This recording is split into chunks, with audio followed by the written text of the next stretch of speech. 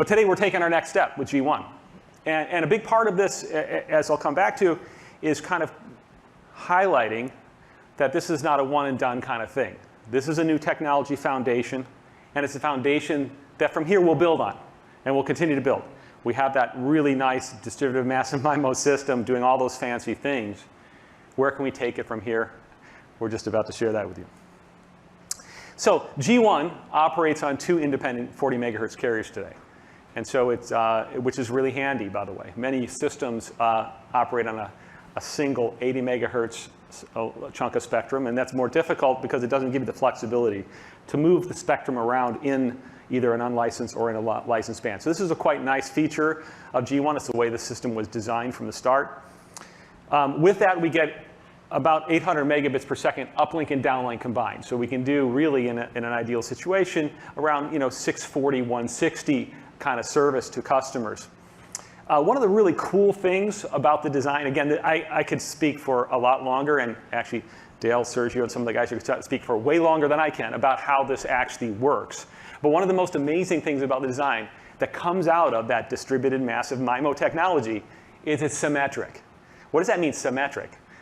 It means that in most wireless systems, if you want to have more uplink, it's less efficient in the uplink, so you have to give up more spectrum to serve the uplink. So if you give up 100 megabits per second in downlink, and in spectrum, you might only get 50 megabits per second in the uplink. So it's not symmetric in terms of link budget. Why is this important? Because in some places, people want a symmetric service. Certain businesses want 100 by 100, or they want 200 by 200. And this technology can deliver that. So that symmetric link budget is really huge. It lets us do some things that wireless systems heretofore just weren't able to pull off. And it's a very unique thing. So G1x2, you guessed it, it's 4 carriers of 40 megahertz. 4 independent carriers of 40 megahertz. Sorry, a total of 160 megahertz of spectrum. Now, for those of you that are familiar with wireless systems, you know this is not easy. It's not like you can snap a finger and add 2 carriers. This is hard stuff. There's physical layers involved. There's quite a bit of technology all the way through the system, all the way through the MAC layer, through everything we do, all the pieces of technology to do this. But G1 actually has the capability to do this. And what this is going to give us is gigabit. So ngfwa is now going to be able to offer gigabit service. Now let me say a few words on gigabit because I think it's important. It's of course, a lot of people say, oh, I want gigabit. And the truth is that, our view, most customers that get a couple hundred megabits per second, 200, 300, even 100 truthfully, but you get into 200, 300 range, you're going to be pretty happy. A 4K TV might consume at peak, when you're running it, let's say 15 to 20 megabits per second. So if you have a couple of those running and you're doing some gaming and you're doing and, it's pretty hard to, to get your demand up into the hundreds of megabits per second. So if you have a service like, you're going to be very happy. By the way, you're going to pay more attention generally at that point to latency than you are to burst bandwidth. And the reason for that is when you are web surfing, latency is what makes it feel snappy. And a lack of latency not only impedes voice over IP and it impedes video, it makes it laggy. It also makes web browsing a little less quick because there's a ton of transactions that happen every time you're clicking a web page. And if there's latency, that adds up and it starts to feel, even if you could have a gigabit service and it could feel actually sluggish.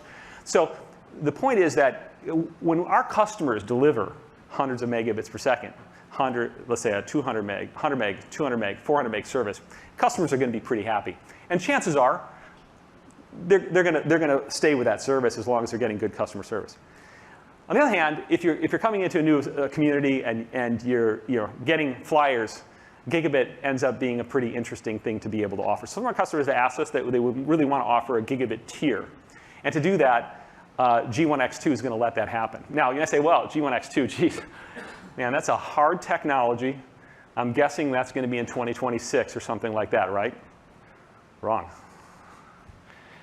Actually, the new system will also add 6 gigahertz spectrum, and it's going to be available in mid-2023.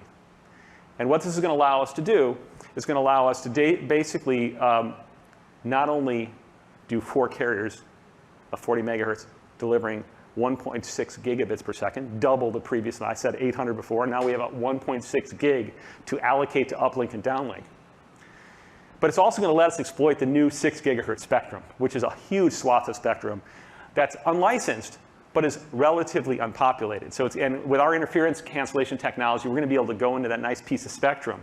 And we can even have some in 5 and some in 6, so we can kind of flexibly decide where to put those 4 carriers. Again, this is very unique. Most systems don't have 4 carriers of 40. The Wi-Fi systems are generally one big carrier of 160, which is a real problem.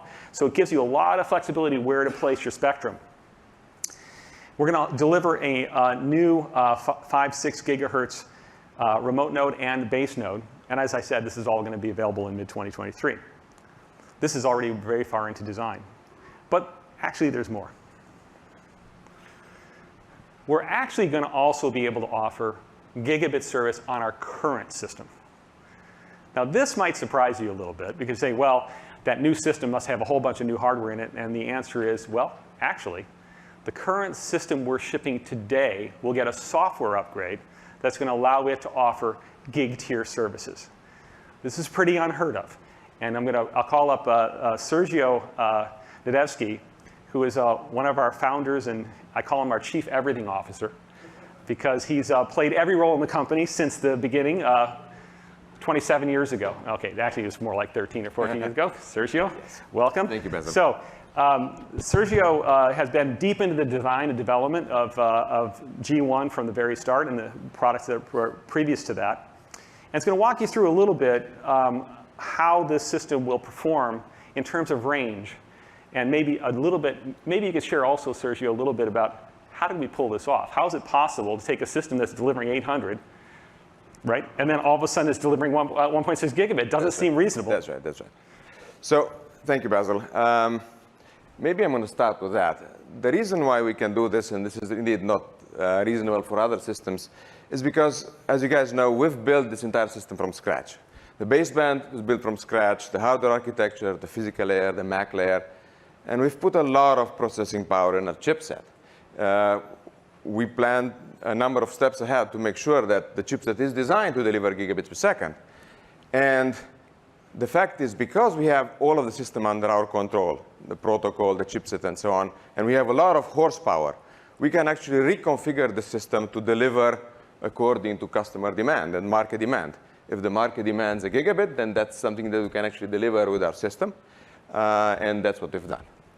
So a little bit about the range for X2. And I'm first going to start by reiterating just how awesome our existing G1 is. So on the left-hand side, we can look at the performance and the range of our G1 existing product in line of sight in CBRS, the top left corner, and 5 gigahertz. As you can see in CBRS, we can actually go up to 20 miles, limited really by the curvature of the Earth, and offer 500 megabits a second, which is really amazing. I think it's cool when you can say your product is limited only by the curvature of the Earth. Which means, by the way, which means you don't subscribe to the flat Earth thing. I do not. That's clear. Be clear. I have to be clear about that. Yes, yes. The Earth is round. So, you know, more than 1,000 square miles. I mean, that's a huge area in which you can offer that. In 5 gigahertz, of course, the range is more limited. But even there, you can offer 200 megs at the same 20-mile radius and about 7.5 miles for 500 meg service, which is still very, very good. Now, the middle panels there represent what we can do in very, very hard no line of sight conditions. And you know, when we mention that, we're really thinking about urban, dense no line of sight with multiple buildings that are obstructing our signal. And even in those environments, our system offers miles of range at very, very good speeds. Now, coming here to X2, what X2 will be able to deliver, to start with at least, is deliver gigabit speeds at about 3.7 miles in line of sight, which may look modest, relatively speaking, compared to what G1 can do at lower speeds. But the reality is that we're still talking about 43 square miles of area which is covered with gigabit service, which is quite remarkable and not something that we can do with other solutions. And we can also cover about half a square mile at this point in non-line of sight environments for dense urban deployments. And that, again, is plenty because those dense urban deployments are going to have high-density users, and that's going to be very valuable. Perfect. And you mentioned the non-line of sight, of course, when you've been hearing the videos, the non-line of sight line of sight is great, but when you're looking for vertical assets, another fancy name for a cell tower or a water tower, a high percentage, especially in Litchfield or in places where there's a lot of trees, a high percentage of your installs are going to be non-line of sight. So it is really important to have both tools. Now, of course, non-line of sight is not going to go quite as far, but it's a really important part of the story. So speaking about gigabit for a second, we're going to extend that range over time. Isn't that right, Sergio? That's just as you mentioned, Basil. We have a lot of different steps in our multi-year plan over here. And one of the concrete plans we do have is actually stretching this much further than it can go right now. And we're actually working on this. I'm assuming we're going to discuss this more in our next product launch over there. And we have many other components that we're working in our roadmap because we want to make sure that we're always one step ahead of the competition. So if the demand will be to increase the capacity of the network in aggregate and per sector capacity, that's something we're going to deliver. Right. If we're going to have demand for multi-gigabit service, we're going to deliver that as well. And what's even more important is that the strategy is to make sure that we deliver this in a, I would say, seamless upgrade model.